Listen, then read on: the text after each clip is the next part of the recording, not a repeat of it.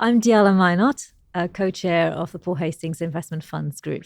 Thank you so much for having me. I'm Natalia Tsitoura, partner at Apollo's credit business responsible for origination in Europe.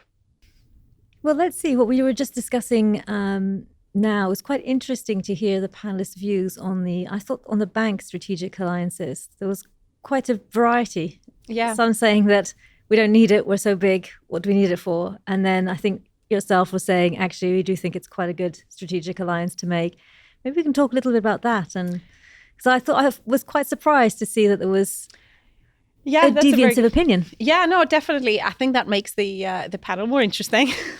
So I think that stems from the fact that the maybe old-fashioned view that direct lenders compete with banks. So I think the point that was made on the panel was that if you look at funds as competing with banks strictly in sponsor-backed direct lending, which is a subset of what we define as private debt, then you don't need these partnerships if you are of significant scale. If you have tens of people originating product across middle market sponsors, that typically is not an area that banks are particularly strong in, certainly the big investment banks, then and you've already reached that scaled operation in your middle market direct lending business, then maybe you don't need a partnership. I understand that perspective. My view was that it stems from the fact that our definition of private credit is so much more. Is asset-based lending, is real estate, is resi, is obviously direct lending, is securitization. So CLOs you mentioned, everything. Precisely. So if you look at the world as ecosystems, as we discussed, it is very difficult to be able to access each one of those ecosystems in a systematic way across both Europe and the US and be originating significant flows in order to, and if you try and put some numbers around that, our plan, and we've been very public about it, last year we deployed 225 billion in private credit, and that's the wider definition of private credit. And our plan is over the last 5 years, we want to be originating 275 billion. It is very difficult to be hitting those figures, just having bilateral discussions with specific companies. And sponsors will have a number of different ways we can originate. And we think that the relationship with the banks has definitely become more symbiotic for us because it's just helping us achieve those very heroic targets that we have in terms of origination. And how does the fact you've got your own captive insurer, how does that help? Because it must be a big asset in one respect, but also heavily regulated, I would imagine. So you'll end up with quite a lot of burden on the other hand. Yes. So taking a step back, roughly half of our capital comes from our insurance affiliates business. And we have Athora in Europe and Athene in the US. And that informs the credit view that we take for every single business that we look at, whether that's investment grade or sub-investment grade. Taking a step back, we do think that the Western world is getting older. We think we are short retirement income. And the amount of growth that we have seen in that part of our business is phenomenal. We are issuing one of the largest issuers of annuities in the US through Athene. And that creates a lot of capital that needs to be deployed, which is a good problem to have, you might say, but there's a very specific ways you can deploy that capital. So if you look at our insurance balance sheet, over 90% of it is investment grade, which is one of the reasons why we're very passionate about investment grade private capital. That's one of the ways that we see the 275 billion being achieved. A good chunk of that is going to be private investment grade. In terms of regulation, we are already heavily regulated. So I go to all these panels and people talk about more regulation and how opaque the market is.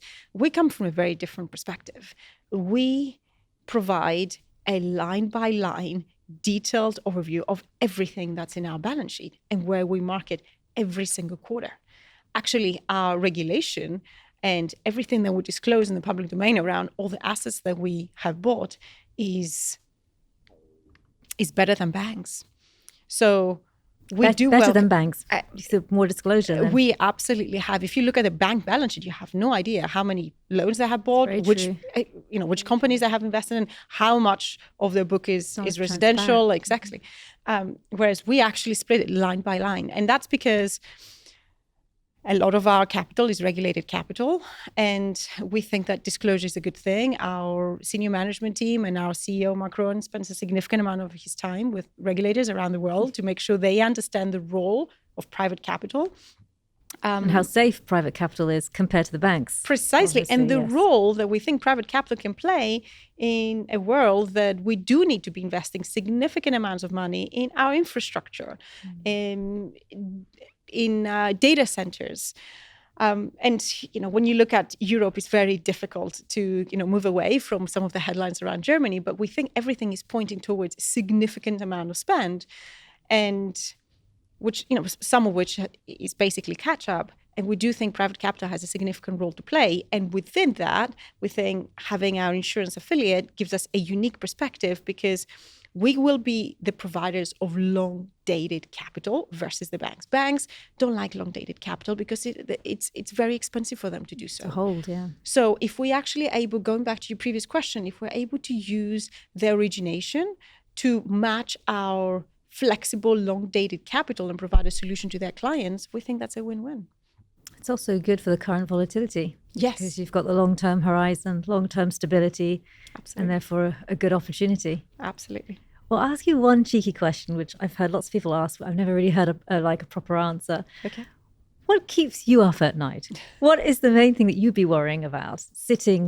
I guess you're sitting in a unique perspective where you've got the insurance capital, you've got huge ambitions with Apollo doubling their AUM over the next couple of years or the next year.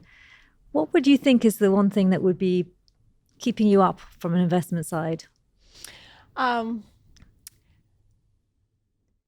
We care about our track record and defaults, and we spend a significant amount of our time stress testing every single business we invest in.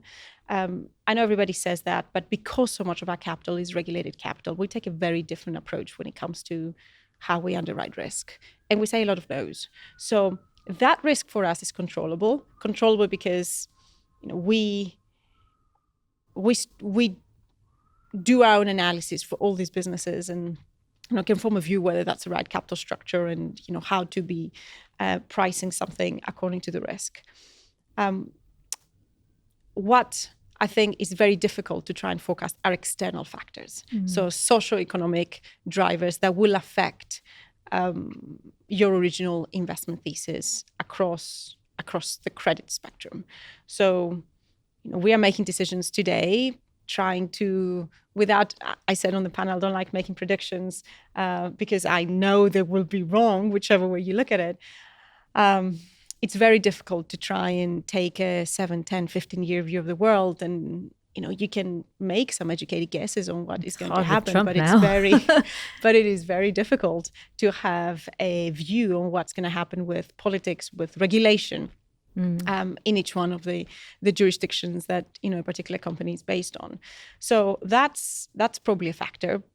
And the other external factors are things like cyber risk and just really things that are very difficult to foresee and control. You can take the right steps, you can make sure that your operations are strong, but it's again very difficult to try and build them in to any kind of downside. To account for them in a downside scenario, yeah.